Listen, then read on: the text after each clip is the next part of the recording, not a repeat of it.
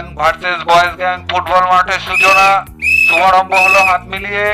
রওশন রেফারির সিটির ইশারায় রাশিদের পা থেকে বল চলে গেল সাহেবের পায়ে। সাহেবের পা থেকে আবার ঘুরিয়ে রাশিদের পায়ে বল কাটাকাটি চলছে।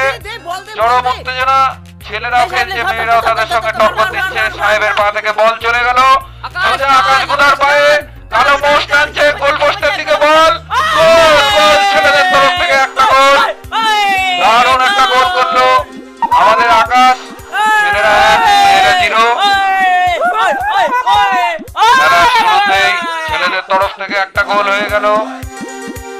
মেয়েদের কোনো কিছুই হলো না, তবু মেয়েরা নতুন উদ্যম নিয়ে আবার মাঠে নামছে, শুরু করছে খেলা।